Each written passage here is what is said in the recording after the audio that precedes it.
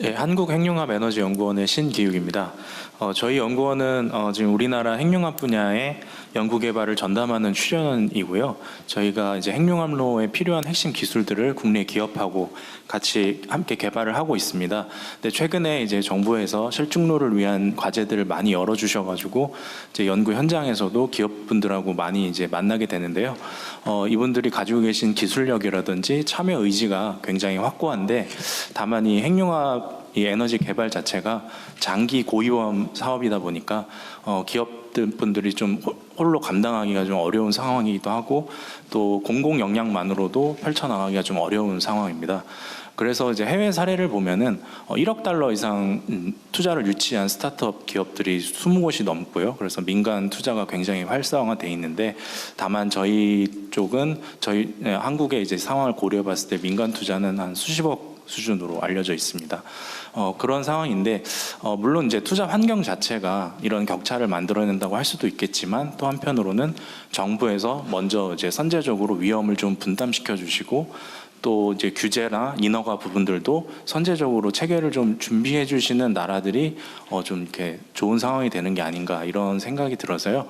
제가 건의드리고 싶은 사항은 지금 한국형 혁신 핵융합로 사업이 진행 중인데요. 정부에서 이 마중물로서 특수목적 법인과 같은 민관 협력 모델을 좀 과감하게 설계를 좀 해주시고, 좀 선제적으로 위험 분담에 대해서 좀 확신을 주시고, 그다음에 인센티브 설계라든지 저희 핵융합 쪽 인허가 체계가 기존 원자력 체계하고 좀 다른 점들이 있어서 아직 구축되지 않은 부분들이 있는데, 이런 부분들을 좀 챙겨주시면 어떨까 좀 건의드려봅니다. 감사합니다. 이거는 우리 배 장관님 소관 업무일 것 같긴 한데, 예를 들면 이제 위험성도 높고, 예를 들면 개발이 될 경우에 이게 예를 들면 사업성도 높은데 위험성이 높은 경우는 우리가 연구 개발 지원을 하지만 아예 일부 투자를 하자, 후순위로.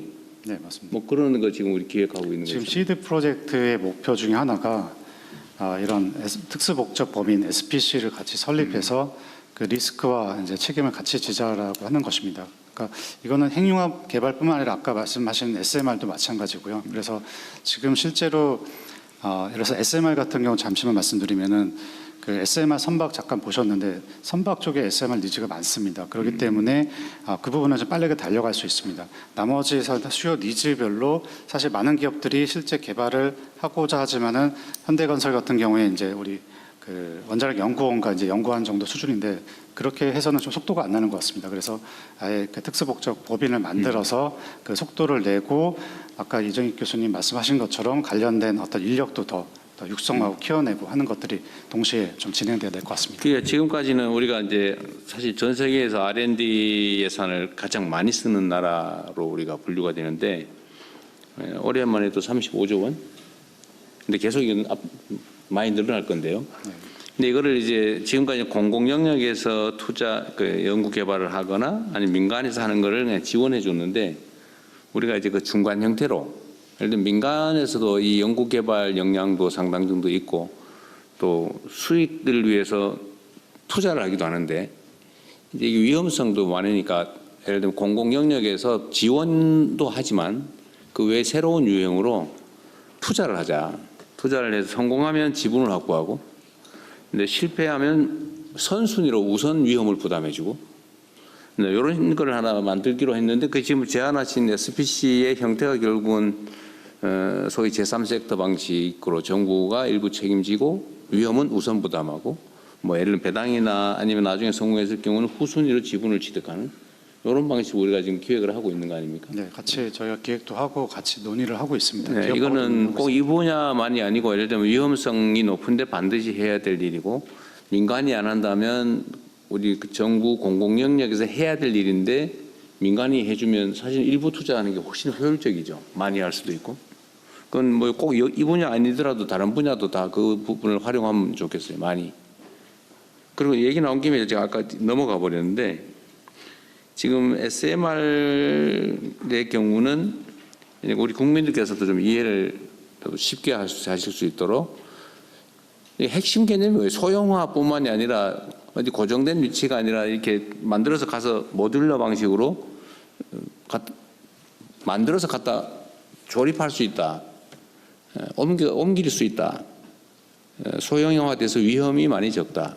그리고 새로운 방식이기 때문에 폐기물 문제나 폭발의 위험이나 이런 게 많이 줄어들 수 있다. 그런 얘기죠.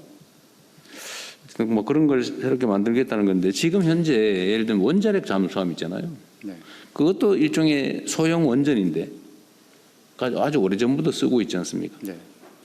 근데 그거하고 우리가 지금 새로 개발한다는 SMR하고는 어떤 차이가 있어요? 그 뭐 많은 차이가 있습니까? 네, 좀 큰 차이가 있는데 이정익 교수님이 한번 좀 말씀 간단하게 해주시죠. 간략하게 우리 네. 국민들도 좀 이해를 쉽게 하실 수 있도록 설명 좀 해주시라는 얘기입니다. 핵심 기술은 유사한 부분이 많은데요. 추진용 원자로에서 원하는 사실은 그 추진 시스템에서 얼마나 빨리 우리가 출력을 바꿔야 되는지가 다릅니다. 발전용에서는 사실은 훨씬 더 느리게 우리가 부하를 수정을 해도 되게 설계를 하고 경제성을 훨씬 더 중요하게 보는데 핵추진 잠수함에 들어가는 거는 미션이 훨씬 더 중요하기 때문에 우리가 훨씬 더 급격한 순간적으로 그 출력을 생산을 해야 되는 그런 차원의 설계를 할 때 설계 부분에서 되게 많은 부분이 차이가 발생을 합니다. 근데 어쨌든 핵 폭발을 이용해서 에너지를 만든다. 핵 폭발은 아니고요. 이러면 안 돼요. 핵 분열이. 핵 분열이 너무 과격한 표현이에요. 원자로는 폭발하지 않습니다. 어쨌든 원리는 똑같은 거 아니에요? 핵 분열을 핵분열에서 사용한다는 나오는 거는 에너지를 사용한다. 기초 현상은 똑같은 걸 사용을 합니다. 근데 그게 어쨌든 매우 소형화되어 있는 원자로인 건 맞잖아요. 소형화이고 또 안전합니다. 원자력. 네, 실제로 그 원자로 개발할 때 그 비상계획 안전구역 이제 EPG를 20에서 30km 설정한다면은 미국에서는 지금 그 SMR은 한 260m 정도만 설정을 합니다. 어쨌든 안전성도 많이 개선된 유형이다. 어쨌든 여기 핵 발전 그러니까 핵 발전에 관한 원자력 발전에 대한 어쨌든 양론들이 많고 평가가 아주 극단적으로 갈리기 때문에 어쨌든 이 이해를 높이는 과정도 사실은 상당히 많이 필요할 거예요. 예, 계속 진행하십시오.